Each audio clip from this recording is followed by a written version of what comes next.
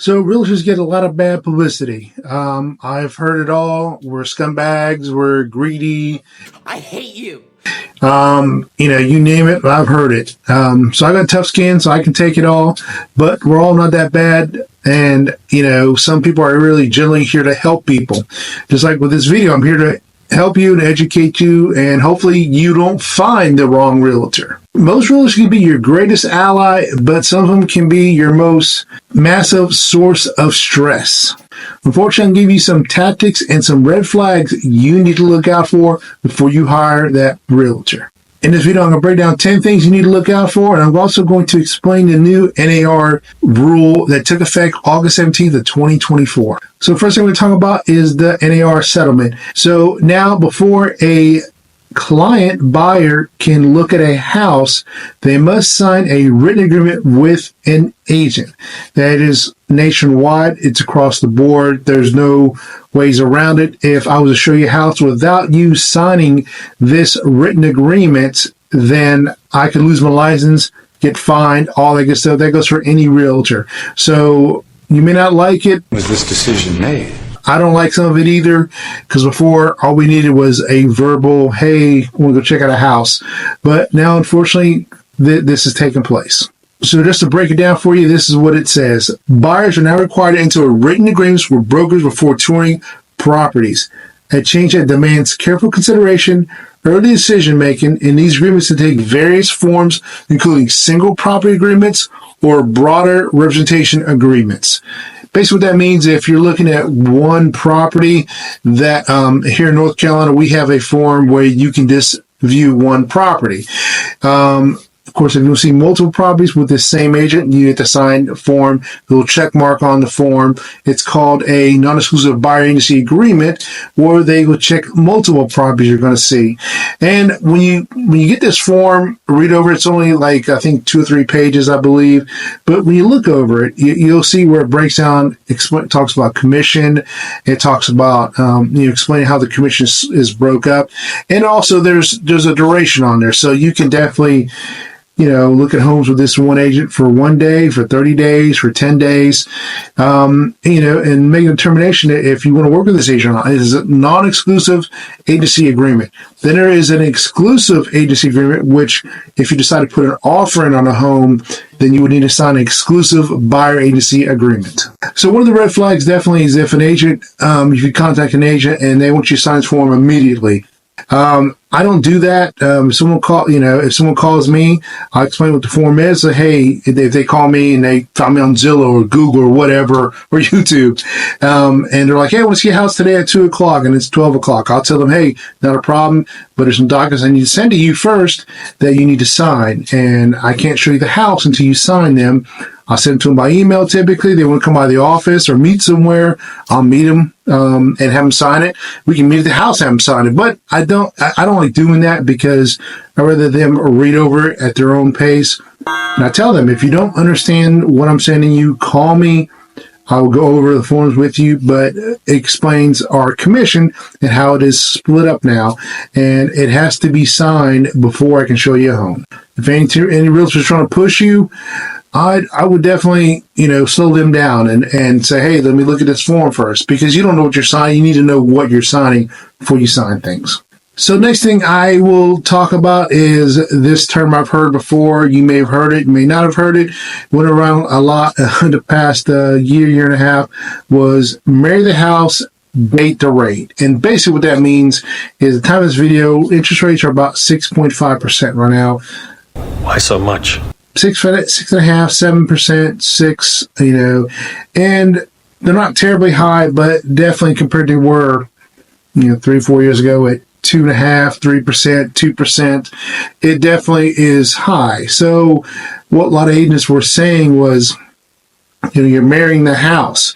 So yes, the rates are high right now, but what goes up must come down. And yes, that's true.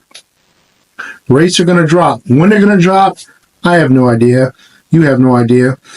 We can speculate and think, they may drop or not, but we just don't know when they're going to drop. So definitely, if you can afford the house at 6.5 or 6.5%, and you're okay with that, or 7%, whatever percentage it may be, you're okay with that, fantastic, move forward. But don't expect rates to drop like next week, next year, in 2 years. They may not drop. If you can't afford, or you don't think you can afford 6.5%, then don't put yourself in a bind to where you're struggling living paycheck to paycheck. It's not worth it. I would definitely not do it. Again, you're adults. You know what you're doing, or you know what you can handle. But that's what that term means. I don't like that. I mean, I understand what us as realtors are trying to say, but they should explain a little better. Some did, some didn't. And I explained as best I can to people. I tell them, I say, if they had concerns about the interest rate, then I explain to them, hey, look, they are going to drop. I do not know when they will drop, though. And I explained it to them very clearly. There's also another program out there called the 2-1 buydown program. Basically, it's kind of the same, not the same thing, but basically what it is you're locked in at a rate. Let's say your rate is 6.5, and how the 2-1 buydown program works is your first year, it goes down 2 points. So you're at 4.5.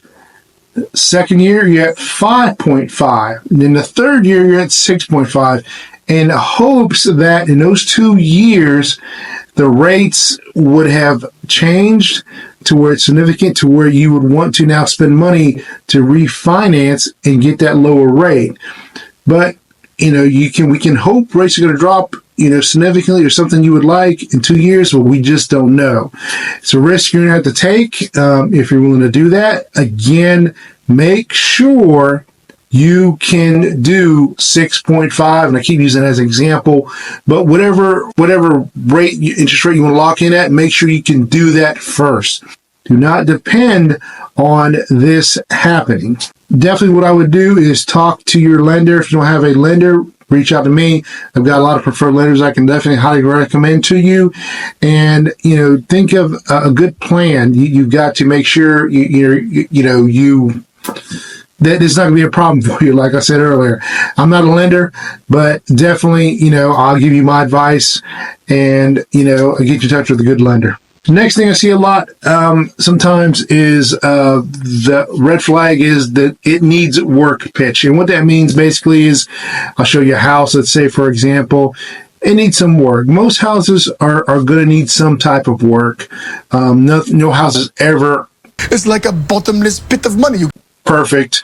Even a brand new house, there's always going to be something squeaking, something like that. But all that aside, let's say you show you a house and it's got some issues that you can see visibly. Like maybe nothing serious, but there's some things you can see. These things start to add up. And, be careful those realtors that are like just trying to sell you that house. Oh, don't worry, you can take care of that. It's cosmetic. Don't worry, you can fix that later. But things like cracked driveways could cost you a lot of money. The whole driveway may need to be replaced. You just don't know. Rotten wood is an issue, especially with VA loans and FHA loans. They don't like rotten wood around the soffit and the fascia, which is part of the roof where it hangs off. Or rotten wood anywhere for that matter. Bad plumbing, bad electrical. These things can start to add up, and it's not good. So definitely, if you are buying a fixer-upper, and not saying anything wrong with fixer-uppers, there's some great renovations out there, and I've renovated some homes with my contractor. So definitely, there are some great homes out there, but be aware of these issues. They start to add up, and you may think, oh, yeah, I can take care of that later. Later comes along, you find out it's going to be a hefty price to pay for it. If your agent's talking to you and they're like, oh, yeah, that's not a problem, you can get that fixed later, I'd be wary of that. Some things like, for me, I've said this before myself, if it's, like a paint color you're not liking, let's say it's a purple or pink in the kitchen or wherever in the house, yeah, take a couple coats of paint to fix that, but that's all it is. It's some paint. Now, it does cost money. Paint is not cheap. I think it's like $30-$40 a gallon. If you do it yourself, then all you're spending is time, not money. But if you hire somebody, yeah, it can add up. So even a coat of paint or two, may take 2 coats depending how ugly the color is, or you're not liking it. So I've said that to people. Hey, look, you can paint over this room if it's the color. But that's, if they can live with it now, it can always change later. That's how I look at it. But maybe I should stop saying that also. I'm not sure. Another thing could be a bad location. What I may think is a bad location, you may not think is a bad location, but there's some things you may want to look at. If you have concerns about a highway, if you're like, oh, the highway is too loud, and you're like, and the realtor's like, that's not that bad. It's location. It may be. If you got a train track coming behind your house. I remember I showed a house to somebody, the train tracks were about 100 yards away, and the train came by there often, and they were like, I don't know if I want to buy this house. I said, I don't blame you. I wouldn't want to buy it. Because the train track, they ended up still buying it. They were like, well, we liked the house so much, and they made contact with a rural company, and they're okay with the times. It didn't come through at night at all, only during the day. But those things, could be a problem for you. Off a busy road, train tracks, maybe too much traffic, things like that, or maybe out in a rural country area, you may buy a house and you're like, man, I'm far away from the grocery store. Those are things that, are going to be your decision, but don't let realtors push you into something that you're not comfortable with. Next thing to talk about is poor communication. This drives me absolutely crazy. If your job is answering phones, answer phones. I try and get back to everybody in a reasonable amount of time. If you call me, I usually answer. If I don't, I will call you back, or I will, in my voicemail, it actually says, for fast response, text me. I could be with another client, and I think it's rude to interrupt my phone call and say something really, really important. Not interrupt my phone call, interrupt my showing with my client with a phone call. This is really important. And if you text me as you're walking through the house, I'll text you back. I'll say, hey, if I don't recognize the number, I'll say, hey, this is, how can I help you, or leave a message. To shoot me a text message in my voicemail. But I've met agents that, do not call you back, and it's absolutely crazy. Today, another agent that works with me, he's trying to put an offer on his listing, and it took him 3 days to get a hold of the listing agent. That's insane. Someone's trying to buy your listing that you listed for your client. House has been on the market for 94 days, and he could have went in a contract 91 days ago. It's crazy to hear that. And I know I'm going to get a lot of, people are going to hate me, especially realtors, on saying that, but that drives me bonkers. Absolutely crazy. I don't expect, realtors to, or anybody who, if you're like, hey, 6 o'clock's my cutoff time at night, and I'm not taking any more business, I don't blame you.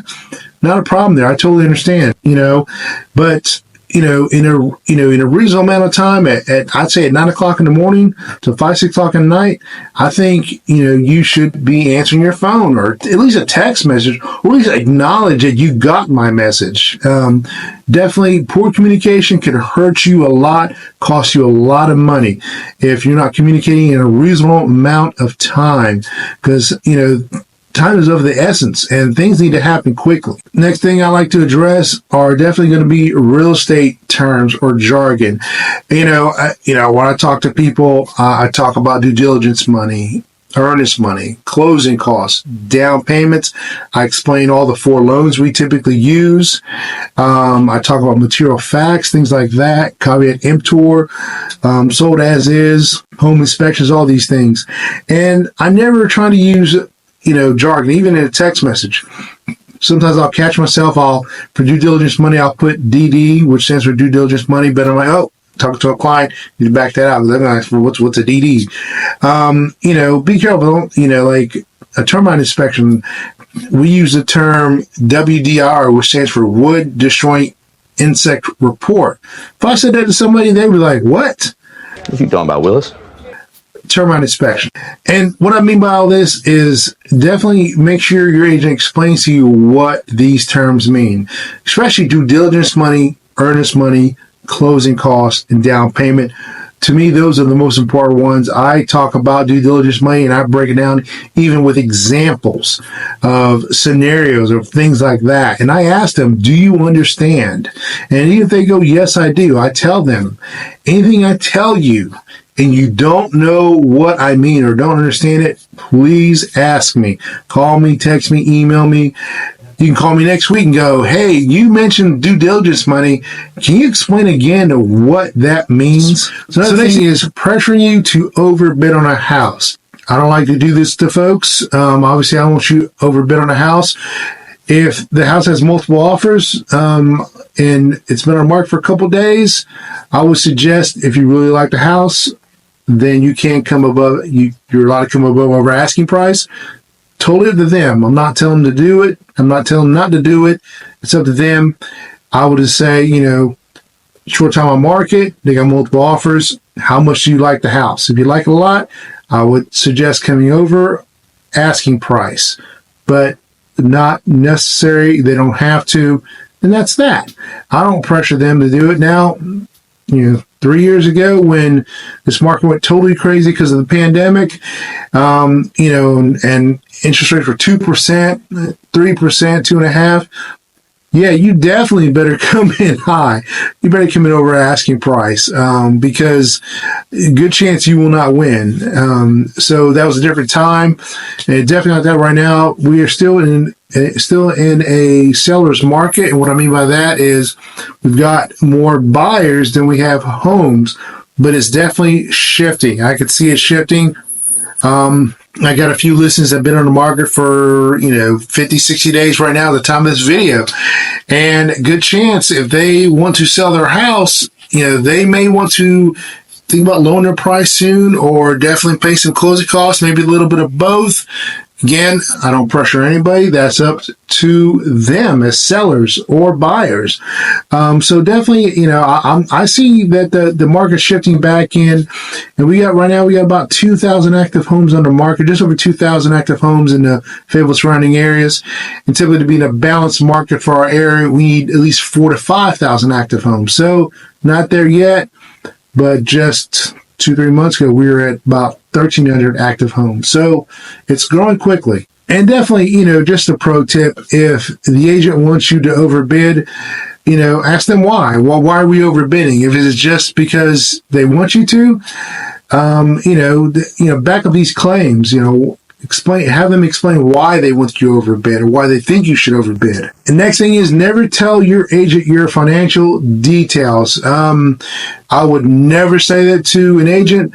When I talk to people, I don't even ask them their credit score. I just tell them, hey, I don't know your financial situation. It's none of my business. It's not my business. But if you're going to put an offer on this home, you're going to need closing costs. And this house is, we'll say it's $200,000. Your closing costs are probably going to be around $5,000, $6,000 possibly. We can ask the seller if they're willing to pay for it. That's something we can do. You're going to need due diligence money. There's no set amount of due diligence money. I'll talk about that in another video. You're going to need earnest money. You need to pay for home inspections. You can pay for termite inspections. These things come out of pocket up front. I always explain to them what they need to pay for it and when they need to pay for it. They know their finances. They know how much money they have. If they want to disclose it to me on their own free will, then that's fine. I'm not going to run back and tell it to anybody else. So I owe my loyalty and my fiduciary duties to my clients. So I do not tell them that. Definitely, if your lender is asking all these things, you need to tell them. They're the ones giving you the loan. They're going to ask for all the pertinent information, bank statements. They're going to find your credit score once you give them permission. They're going to know how much you have in the bank, how much you made at your last job, your next job, your future job, your past job, all that stuff. The next tip I say is don't work with multiple agents. And I say that, you're probably thinking, yeah, whatever, I'm going to work with multiple agents. Well, especially with this new rule took effect August 17th of 2024. That's going to, if you work with me, for example, and you're signing this form, then you go work with, somebody from EXP, and sign this form. You go to Keller Williams, you sign this form. You sign this form with everybody. Pick a realtor. Let's buckle down and pick a realtor. I'm not saying, the first realtor comes to you, you need to pick them, but interview all three. Pretend it's like a job interview. Interview these realtors. Ask them, how long you been in business? How well do you know the area? How many homes have you sold? Do you understand about VA loans, FHA loans, things like that? Those are very important questions you need to ask these realtors. I just wouldn't just jump into bed with the first one. Do your research. If you're thinking one of these realtors has, more information about homes than the next realtor, they typically don't. I got access to the MLS. So the other 2,000 realtors in Fayetteville, they got access to the MLS too.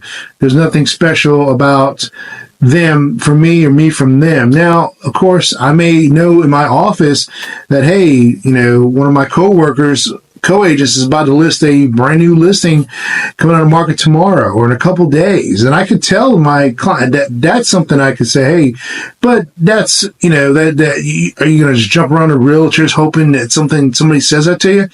It's not worth it. And you got to remember, realtors, we work by commission only. We only get paid once the home closes.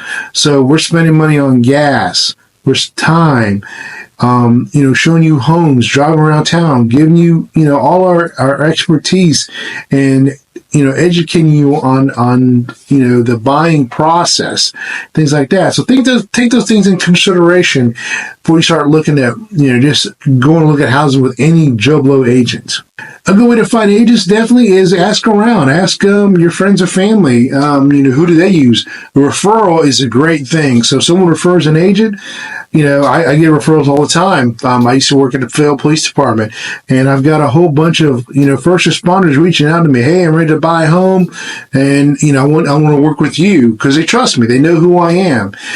Past clients of mine that I help, buy, they're referring their friends and their family who are moving to the area. Another good thing is, jump on Google. If you Google, best realtor in Fayetteville, look at the reviews. I've got 100, at the time of this video, I've got 104 reviews on Google. Look at that. Look at the reviews. Look how long they've been in the business. Like I said, I would recommend is see where they're at. And what I mean by that, are they on, can you Google, if you Google James Walker, you'll see I'm all over the place. I got a YouTube channel. Obviously, you're watching it. I'm on Instagram. I'm on Facebook. I'm on Google. I'm on Zillow. I'm on Realtor.com. I have a Google business profile. All these things. You will see me all over the place. If you Google James Walker Realtor, I pop up everywhere. I'm not saying I'm the best agent, but definitely you will see that I am a real person. So, definitely if you're looking to buy or sell, definitely choosing the right agent is going to be your first step, along with finding the right lender. And watch out for these red flags. Definitely don't just settle on the first person who doesn't have your best interests at heart. If you have any further questions, please reach out to the team and me. We would love to help you. Is there any questions you have? And if you're thinking of buying, selling, or investing in an area, please reach out to me. My number's below. That's my direct number. You can call me, text me there.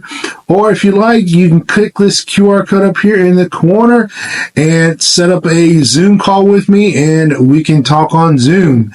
Other than that, though, check out these next videos that YouTube recommends to you right here. And I'll see you guys in the next video.